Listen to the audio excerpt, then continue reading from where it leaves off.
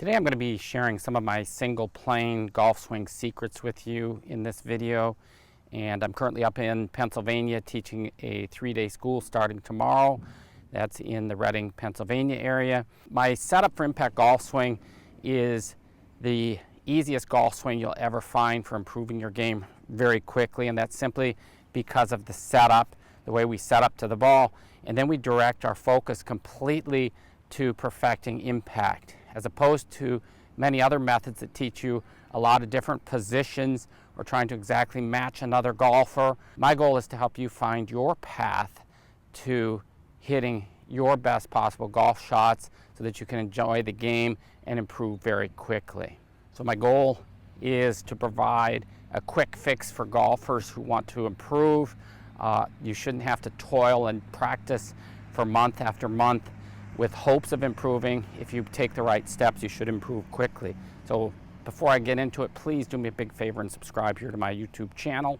Click the red button below, as well as hit the bell to accept notifications. Thank you very much. So when we're talking about single plane and setting up on our impact plane, as I do in my setup for impact swing, it's simply setting up in a position where the wrists are going to be in a completely uncocked position, as they're going to be when we swing through impact. Bryson DeChambeau employs this swing on tour, and Steve Stricker is also very close to using the same concept. Both have had a lot of success through the years with the concept, and really everybody should be working on simplifying their swing. So if we can get set up in a position where the wrists are in an uncocked position, I would recommend keeping your same distance from the ball that you had before. So that's one of my big secrets that a lot of people don't understand. They think that as soon as we uncock the wrist that we have to set up farther from the ball. And it's simply not true. In fact, if you want to have quick improvement, you need to keep your same distance from the ball you're used to, and that will also negate the need for changing golf club lie angles, because the impact plane is going to be the same as it was before. Whereas if you try to set up farther away, as many people do, you end up needing a flatter golf club. So if this is your normal setup as taught conventionally, we're just going to raise the hands up like this. One of my other secrets is to bend in the trailing elbow. So I'll bend in the trailing elbow so it looks like this, and then I'll help you find your own distance from the ball very simply by making a few practice swings to get a feel for where the club bottoms out, which we want past the ball. What I'll do, we'll make a few practice swings. Once I get a feel for the distance from the ball, I'm going to keep that same distance where I made the divot in my practice swing, and I'll just go to the ball and simply repeat. Hit it dead perfect. So once we get set up in the proper position, when we talk about single plane, a lot of people think that it's only should be set up and impact on the same plane. But when we use the word single, it means one single plane. And so I advocate trying to take the club back on very close to the same plane that you'll be swinging through on. So it'd be like a pendulum is obviously swinging on the same plane back and through. You can see it towards this camera. It's moving on the same plane, as opposed to moving back, as opposed to this would be moving out of plane. This is on plane. It's a single plane. So what we would be doing is taking the club back and swinging down and through on the same plane, as Bryson DeChambeau uses a swing circle to practice that, and he moves very close to a same plane. Nobody's going to be exactly through the entire swing on plane, but I get a lot of clients who come to me in golf schools and they've been trying to actually swing under the plane on the backswing, and what happens, they end up getting in the wrong position at the top of the swing. They end up coming actually too far from inside through impact to the ball. So in order to hit the ball to the target, they need to close the club face. So once we're set up and we have the idea, the concept, we're going to swing on plane, then all we need to do is then practice and begin thinking about impact, because The only thing that's really going to matter to the golf ball and getting your ball to the target is the impact parameters. Is the club face square to the targeted impact? Is the club moving in the proper direction towards the targeted impact? Are we hitting it in the middle of the face at impact? And obviously, are we hitting the ground and the ball at impact, which also enables us to hit the middle of the club face. So the impact, the main impact parameters that are most important, square face and path towards the target, and then hitting it in the center of the face. These are all controlled by ideally having the grip of the club leading the club head through impact. Now, I see very few of my clients have ever worked on this. When they come to a school, typically what they've done in the past is work on their backswing or work on a takeaway, moving the hips a certain way, 100 different things, but they've never really worked on impact. The hope that many people have is that if they get the club in a proper position, whatever that may be at the top of the swing, that it will produce perfect impact. The problem is it doesn't and it won't.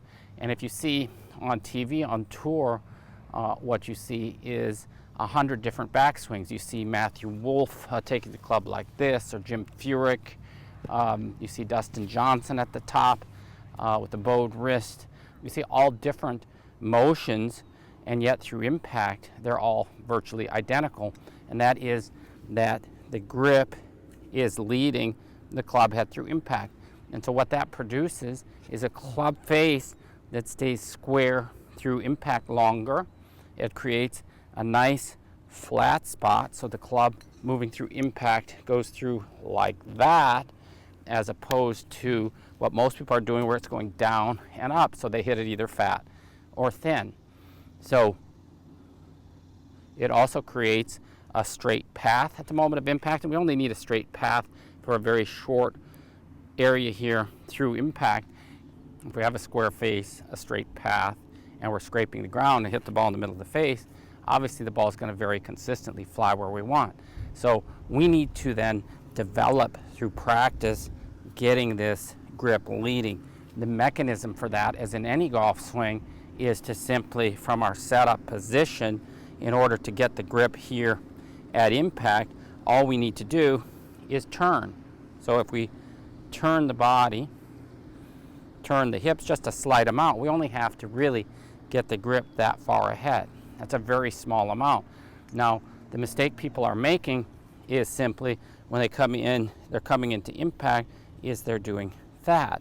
And so the club's releasing because they think they're supposed to throw the club through impact. You hear a lot of people saying throw it through impact or release from the top. All of these things don't produce, for most people, a good impact with the grip leading the club head.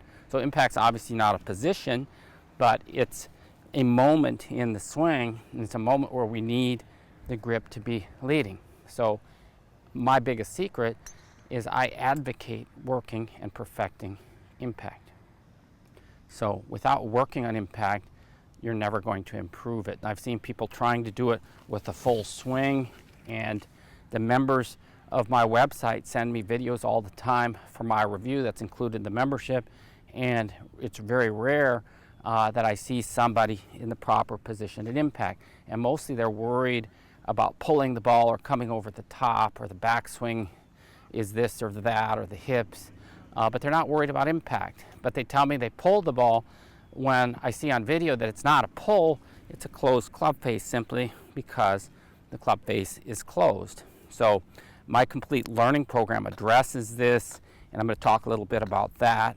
It's on the website. I take you through in lessons step by step the first drill once we talk about setup, and I talk about impact in depth as well. But the first step is simply learning to move the club through impact properly.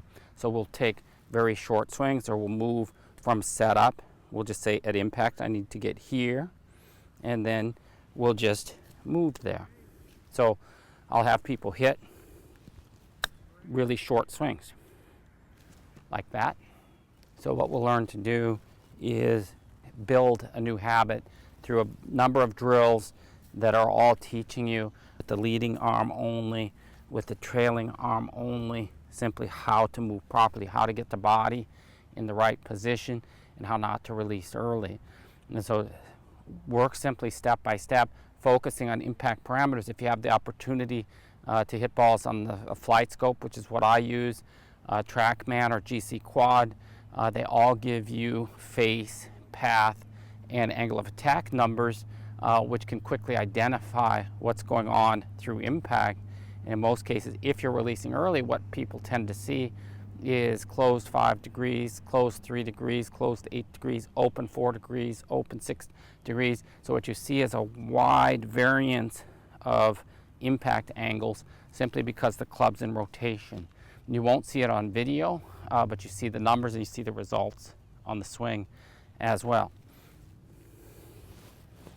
So I'm going to hit a couple shots, just show you my routine. So I'm always actually looking, also when I'm looking at the ball, this is a question I get a lot. I'm looking here past the ball, that's where I want the club to bottom out. So I'll be focused there. Actually, once I'm set up, I'll be focused there. Another perfect shot. And so for me, it doesn't really matter what club I'm using either, so I'll hit. Every club feels pretty much the same, just the ball positions change, even the driver, except for the driver that's off a tee, and I'm not going to hit the ground, but I have the same feeling that I'm trying to get the club, flattening out through impact, if not moving up slightly into impact. So for the backswing, I'll have the feel that I'm trying to get the club to go straighter back and straighter through.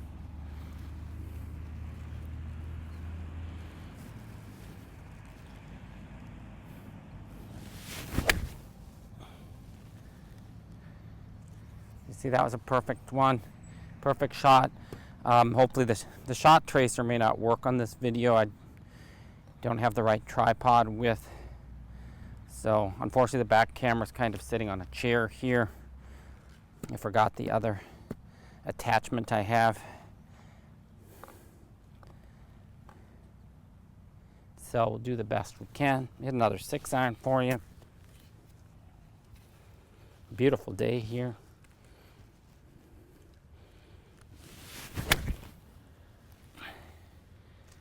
Can't hit them any better than that. Let's hit a 5-wood. So hit a couple with a 5-wood. Got to find my distance from the ball. So that's the biggest thing when you get into using longer clubs. I still try to have the feeling of the trailing elbow connected here to my body, and then using the turn, my body turn going through to swing. Good one. A little bit off the toe. The distance from the ball is critical. I stand a little bit closer.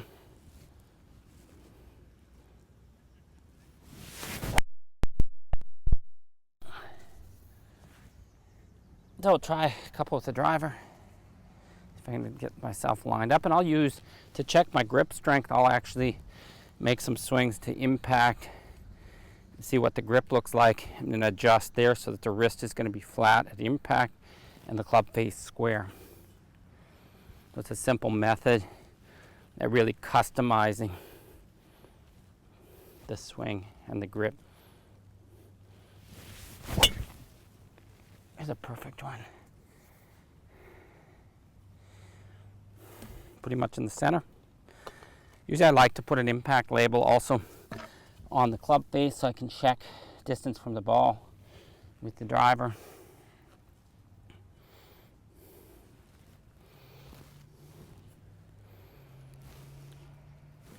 Check my alignment, kind of at an angle here. That looks pretty good.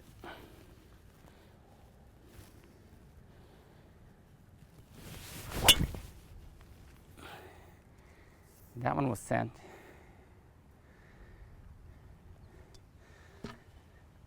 So if anybody has any questions or comments, feel free to put them in the box below. Check out my website, setupforimpact.com. It's really the only single plane swing that's really teaching people to swing on a single plane. that's customizable and is really geared towards the fastest improvement possible. It doesn't matter how old you are or what your handicap is. It'll help a tour player as well as a 4-year-old or a 94-year-old. So give it a shot today. Learning programs on the website, and you can get started today. Some of the drills you can start out at home. Let me know if you have any questions or comments, and I hope you have a great day.